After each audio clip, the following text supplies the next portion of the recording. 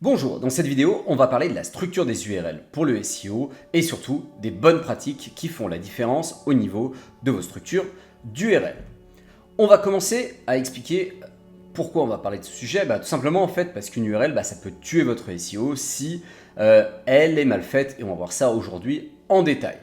Quelques rappels finalement, l'URL c'est le premier contact finalement que Google va avoir avec vous, c'est-à-dire que les robots, quand ils vont arriver, ils vont analyser d'abord finalement la structure de votre URL, la manière dont l'URL elle est faite. Ça va donc avoir un impact sur votre classement, sur votre ranking, et une URL optimisée, ça peut améliorer votre ranking, et à l'inverse, une URL non optimisée, ça peut le plomber. D'où l'importance de bien travailler ces URL. Ça a aussi une importance pour le comportement utilisateur. On va voir ça un petit peu plus tard, mais finalement, un utilisateur, quand il arrive devant une URL, ça va aussi lui donner des infos. Donc, charge à nous de faire en sorte que les infos qu'on lui donne, elles soient pertinentes et qu'elles soient bonnes. On le disait, l'URL c'est le premier signal SEO finalement qu'il reçoit. C'est pas forcément le plus important, attention, mais c'est le premier malgré tout, puisque d'abord il va voir une URL avant d'aller voir qu'est-ce qu'elle contient, d'accord ? Donc, on va essayer de faire en sorte que les crawlers de Google, principalement, puisque c'est eux qui nous intéressent principalement, ils puissent comprendre l'URL, d'accord ? On va garder à l'esprit aussi que une URL, elle va être visible dans les SERP, dans les pages de résultats de recherche de Google. Donc, il est important que celle-ci soit formatée correctement, on le verra. Elle va aussi parfois être partagée sur les réseaux sociaux, Twitter, Facebook, etc., etc. Avoir une URL qui est lisible et facilement compréhensible, ça a donc aussi l'intérêt pour ça. Et enfin, une URL qui est sympa, elle va plus facilement donner envie de cliquer qu'une URL avec des paramètres. On verra ça dans quelques secondes. Qu'est-ce qui est bien ou qu'est-ce qui est mal ? Voilà une URL qui est bien optimisée. Qu'est-ce qu'on retrouve ? Chaussures. Donc on sait d'ores et déjà qu'on va parler de chaussures sur le site. Là, ça aurait été Nike, le cas échéant. Catégorie running, donc on sait que c'est par exemple des chaussures qui sont pensées pour la course. Et ensuite, on voit le modèle, d'accord ? Donc là, on a une structure hiérarchique qui est claire, des mots-clés qui sont pertinents, running par exemple, chaussures aussi.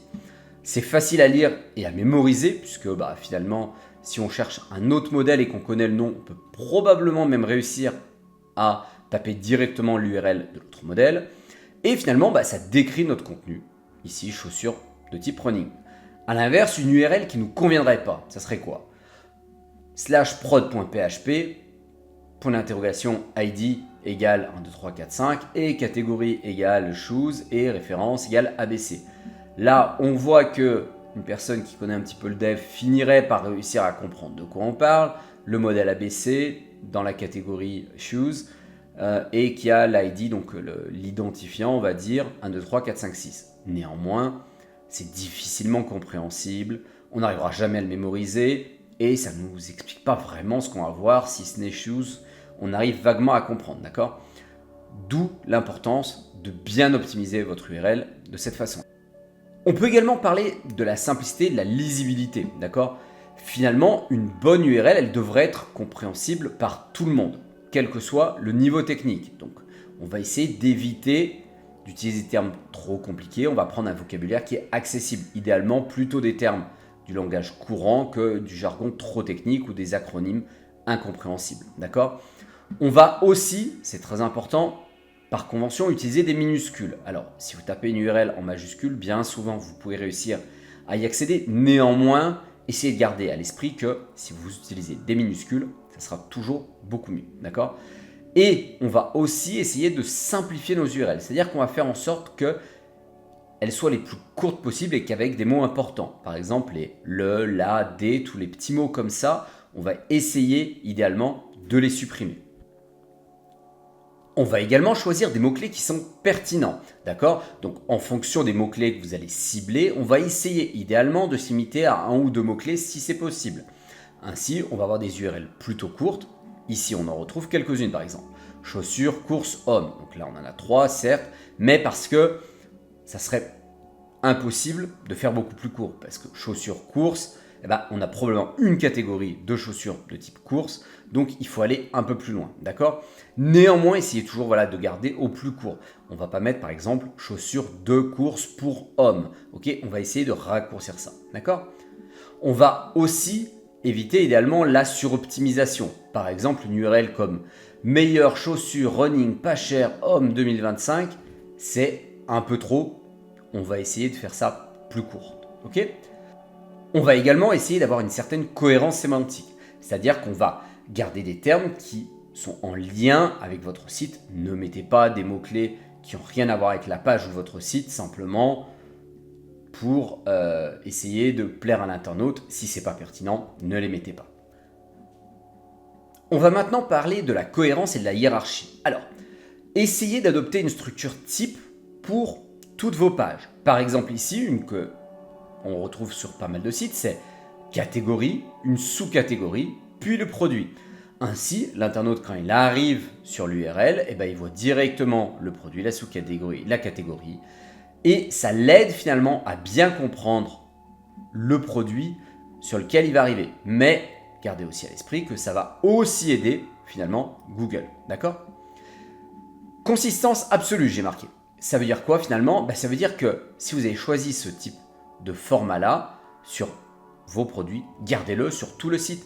Ainsi, on sait à l'avance qu'est-ce qu'on devrait trouver sur les autres pages. Essayez aussi d'avoir quelque chose que j'appelais navigation intuitive, c'est-à-dire que votre URL, idéalement, correspond à votre fil d'Ariane. C'est mieux parce que ça va permettre une certaine cohérence. Vous pouvez par contre tout à fait supprimer catégories et sous-catégories et mettre directement les produits. Ça a un avantage. Par exemple, si demain vous voulez modifier vos catégories ou sous-catégories, si vous avez juste choisi produit, ça peut être un bon choix. Néanmoins, si vous décidez de partir sur au moins catégorie ou sous-catégorie, faites en sorte que votre fil d'Ariane corresponde au format finalement de l'URL que vous aurez opté. Pensez à ne pas mettre n'importe quel type de caractère. Alors qu'est-ce qu'on peut mettre en général ? Les lettres A à Z finalement, des chiffres, des tirets, et on va essayer d'utiliser uniquement le format ASC2I qui est le plus commun, et on va éviter finalement d'autres types que cela, d'accord ? On va éviter les espaces. Pourquoi ? Parce que sinon ça se transforme en pourcentage 20. Vous le voyez sur certains vieux CMS qui ont été faits il y a de nombreuses années, on retrouve encore pas mal d'URL avec ce pourcentage 20. C'est pas très élégant et c'est difficile à comprendre pour l'internaute. On va aussi éviter finalement les accents, accent aigu, accent grave, etc. Des symboles bien entendu. Et idéalement, éviter plutôt les underscores et privilégier plutôt le tiret du 6, comme certains l'appellent, d'accord ? Pourquoi tout ça ? Tout simplement pour, là encore, avoir des URL qui sont plutôt élégantes, qui sont facilement lisibles, mais aussi d'un point de vue des backlinks, parce que quand vous avez des pourcentages 20, il suffit finalement que la personne qui vous fasse le lien l'oublie, il va tomber sur une page en 404, c'est du jus perdu. Maintenant, on va parler de la longueur optimale des URL. Alors, idéalement, on vous recommande de ne pas dépasser les 50-60 caractères. Alors, attention, on sait que ce n'est pas forcément toujours possible. Néanmoins, essayez de ne pas dépasser ça, notamment parce que dans la SERP, sinon, ça va être coupé. D'accord ? Aujourd'hui, plus de 51% du trafic web en France est sur mobile. Et ça a tendance à augmenter. Avoir des URL courtes, c'est aussi un signal positif pour le mobile. Donc, essayez plutôt d'avoir des URL courtes et comme on l'a déjà vu tout à l'heure, essayez de ne pas dépasser les 3 à 5 mots dans le slug finalement, si possible. D'accord ? On vient d'en parler, on va en reparler brièvement, mais idéalement, votre URL devrait potentiellement refléter l'arborescence. C'est-à-dire que vous devriez commencer par votre catégorie principale, ensuite aborder les sous-catégories, puis les pages finales, tout en veillant à ne pas dépasser 4-5 niveaux maximum. Néanmoins, normalement, vous ne devriez jamais avoir le cas parce que si vous vous en souvenez d'une précédente vidéo qu'on avait faite, on évite d'être à plus de 3 clics de la page d'accueil. Donc normalement, vous ne devriez pas être dans ce cas-là. Et si vous suivez une certaine logique, vous devriez adopter ce format-là pour vos URL. On l'a vu brièvement tout à l'heure, on va éviter les URL dynamiques. Alors qu'est-ce que c'est qu'une URL dynamique ? C'est par exemple ce que vous voyez ici. Point d'interrogation page égale produit et ID égale 1, 2, 3 et color égale rouge. Vous trouvez encore ça sur pas mal d'anciens CMS, notamment par exemple des vieux PrestaShop. Mais vous avez plusieurs problématiques. La première, c'est tout simplement finalement l'incompréhension des robots. C'est beaucoup plus compliqué pour un robot de comprendre ça que / produit auto couleur rouge par exemple. Voilà. L'expérience utilisateur, elle est dégradée. Et aussi, autre point, c'est là encore les backlinks, puisque c'est toujours plus complexe de faire un BL sur ce type de page. Et en plus, elles ont potentiellement des canonicales, etc. etc. Donc, idéalement, activez l'URL rewriting. C'est présent sur tous les nouveaux CMS.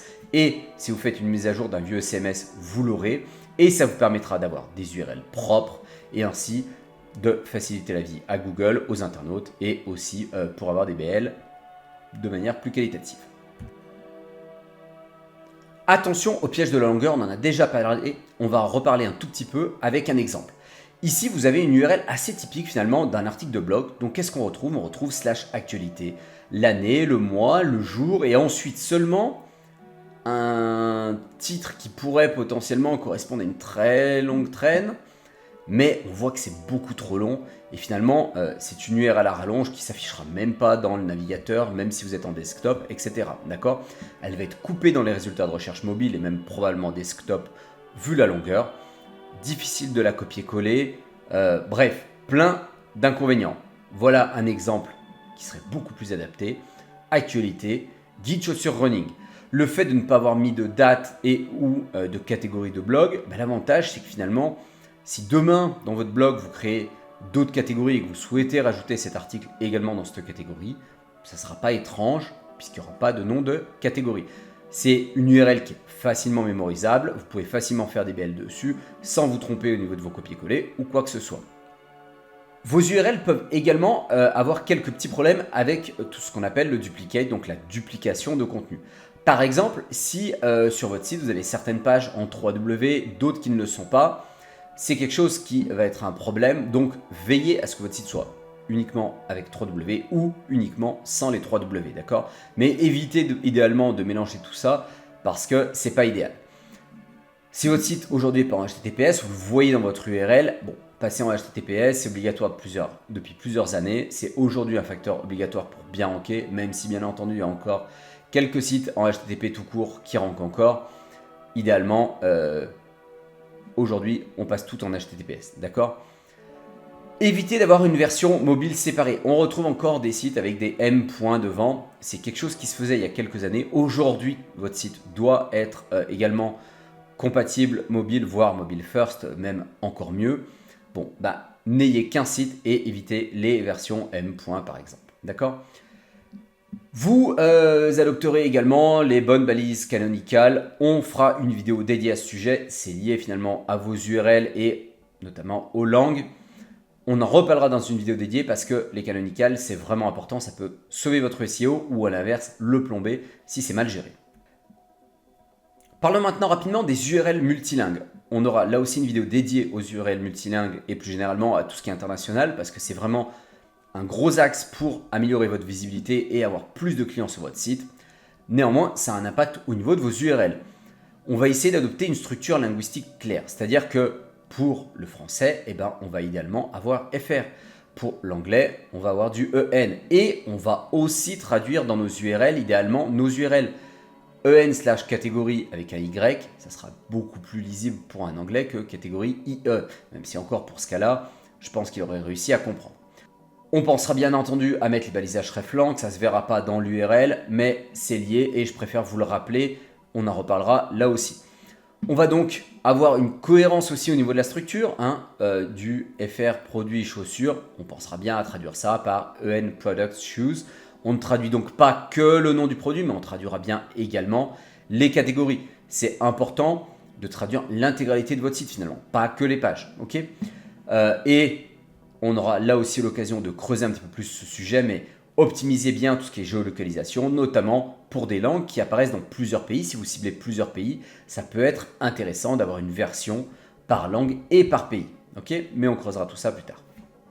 On arrive à la fin de la vidéo. Petite checklist pour avoir des URL parfaites.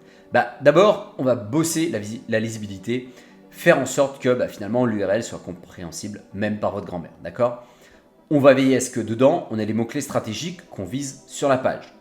On veille à ce que notre longueur fasse moins de 60 caractères, que la structure hiérarchique soit bien travaillée, qu'on ne dépasse pas les 4 niveaux de profondeur. On n'utilise que les caractères standards, donc on abandonne les accents ou les caractères spéciaux, les underscores, etc. On vérifie que sur tout notre site, toutes les pages aient la même structure finalement et que tout soit cohérent d'un point de vue global. Avec tout ça de coché, normalement vos URL sont parfaites et ça sera déjà un bon début pour mieux ranker sur Google.